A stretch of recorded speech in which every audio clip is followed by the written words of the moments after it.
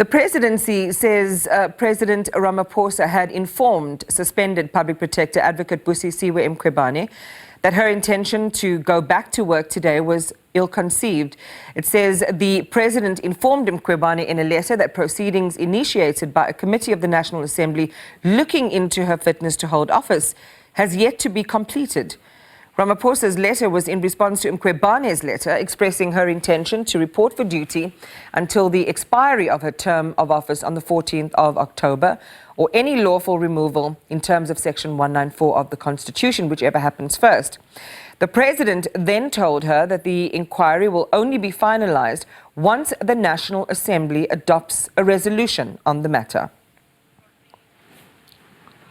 I wrote a letter to the president yesterday informing him that I'm coming back to the office because the presidential minute was very clear that I'm suspended pending the completion of the inquiry.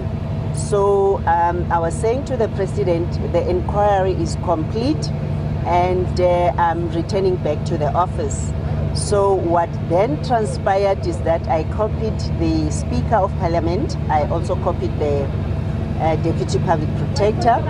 And what happened is that around 5 to 10 or 11 o'clock, then the President responded, which was very, very efficient for that office to be so responsive, informing me that I've interpreted the letter wrongly or the law wrongly.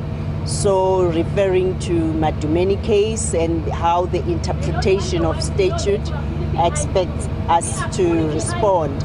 So I was saying to the president, you know, what he said in the letter is totally different to what the presidential minute was saying, because the inquiry is complete. Dan Mafora, CASAC Senior Researcher, joins us now to help clarify the legal position. Dan, good evening and welcome. You've heard there, Advocate Mkhwebane determined that her suspension was no longer enforced. The presidency says she has no right to go back.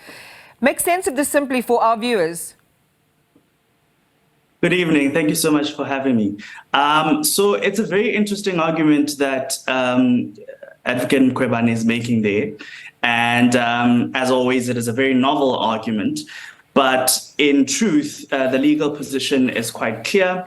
Once she was suspended, she would only be entitled to return to work if the National Assembly votes not to remove her from office. So the idea that the committee, because the committee has compiled its report, the process is finished, is completely mistaken, right? The process does not start with and end with the committee. It starts with the National Assembly when it resolves to establish the committee, and will end only once the National Assembly has voted on the committee's recommendation. So to reiterate, there's no break in the process. It's only finalized when the National Assembly decides on the committee's findings. Given, as you say, this sounds like a novel approach, but completely mistaken. This is a woman who, has based her career on an understanding of the law. Of course, we've had adverse judgments on her ability to interpret and execute the law, and that's well documented. But what you've described sounds fairly simple and straightforward to understand. What other reason, could you bring to explain why she has gone with this interpretation and with this route, which also has, looks to be very embarrassing for her? That's correct. I think it's, maybe a natural human reaction to what she sees coming, which is the vote on Monday in the National Assembly and her possible removal from office. And I think that, at this point, there is an attempt to kind of find a legal basis to get out of what is or what looks like is inevitable. But what is interesting is that she focuses a lot on the letter of suspension and the presidential minute as, determining the length of her suspension as lasting only until the end of the committee proceedings. And so there seems to be this disjuncture between what the Constitution says and what is contained in the suspension letter or the presidential minute, and she's trying to kind of exploit that that discrepancy, if one can call it that. But I mean, the Constitution is very clear that the president can only suspend once the committee has started its proceedings, and that he must remove the person from office once that vote has been taken. Well, Dan, let's stay with that a little bit and let's excavate a little bit further. You brought in, the term the disjuncture and, what the Constitution is saying, and then the provisions of the suspension letter and the presidential minute. And we know, based on Advocate Mkhwebane's, previous conduct, that she will pursue every single opportunity to, in her mind, vindicate herself. So what is this room that's now been created?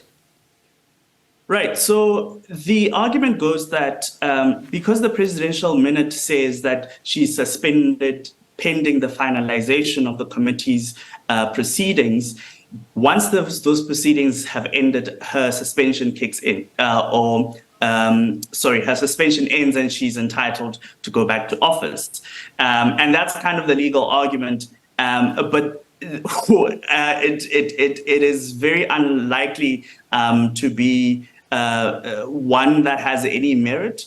One, because whatever wording the president chose and whether or not it was correct, he was exercising a constitutional power, and that constitutional power is well regulated within the Constitution itself, and it's quite clear what should happen next. So this idea that there's this gray zone or this gray area where after a committee has made a recommendation, but before the vote, you would be entitled to go back to work and your suspension is lifted is completely novel.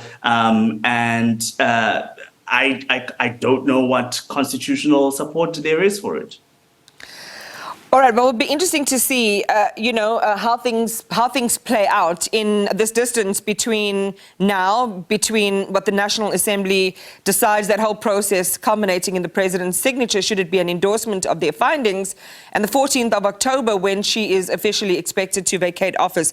She's defiant still, right? She's indicated she would possibly take the report on review. So what would this mean practically inside inside the context of what's happening now?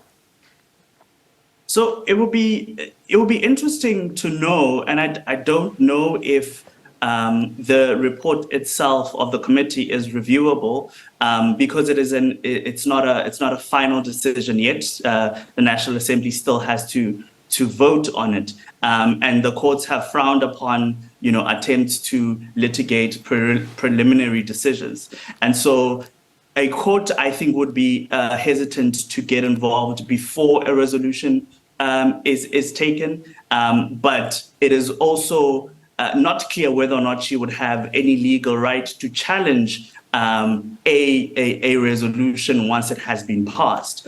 So once the National Assembly votes, she would effectively be removed.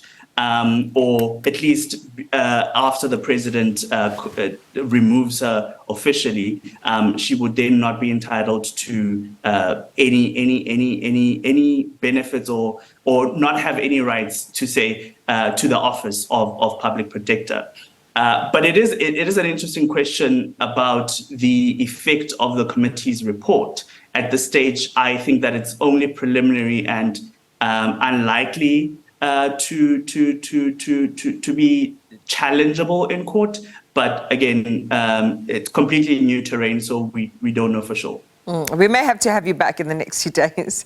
Dan Mafora, thank you for talking to us. Dan is a senior researcher at CASAC.